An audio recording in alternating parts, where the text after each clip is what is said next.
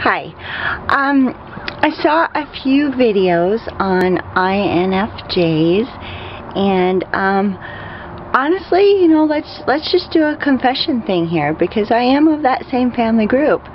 Remember, each one of us is different, and your temperament is just the way that your brain processes information. It's not an excuse for bad behavior or not, but I'm saying in general.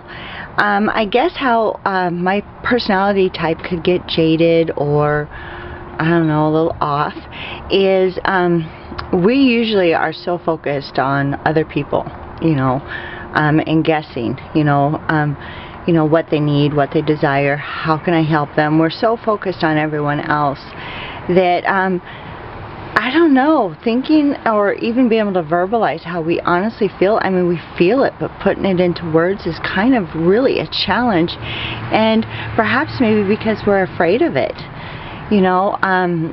We feel very deeply, very passionately, and all of that, and maybe we don't know what to do with our own emotions.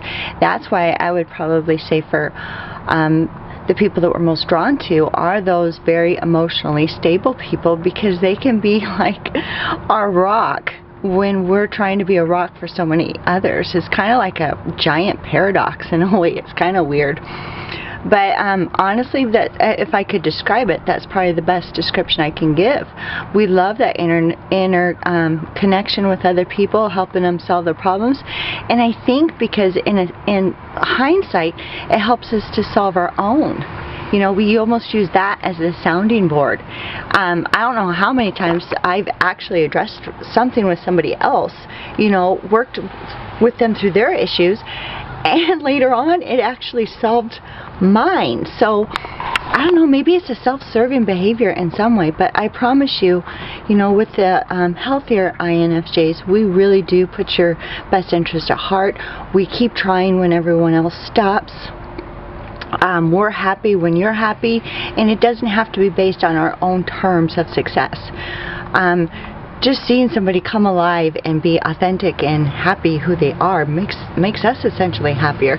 It's weird. It's almost like that sounding board. We're a reflection of that connection.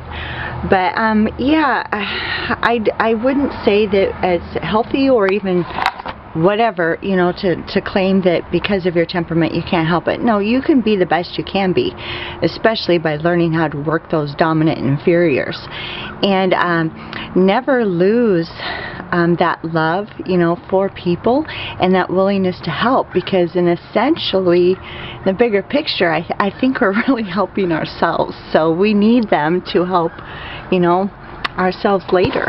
But I just, that's definitely one of the confessions from this temperament, or at least from my own viewpoint, because I am from that family.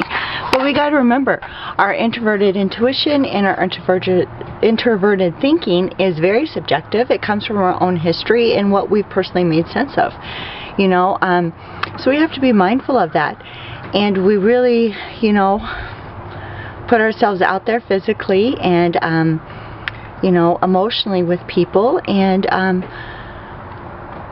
because it helps us grow in the long run. So just be mindful of that. Just because we think that we know what we're doing doesn't always mean that we know what we're doing. Just say it nicely, because we have pretty sensitive feelings, as you probably all well know, and we will try long and hard well after we're not supposed to anymore. But failure usually for us is something very personal and never a happy option. But anyway, I hope that helps you to kind of see into the INFJ family a little bit, or at least from my own perspective of being from that family. Because like I said, no two INFJs will ever be alike because of our introverted functions. That separates all human beings regardless of their families. But thank you, and until later, goodbye.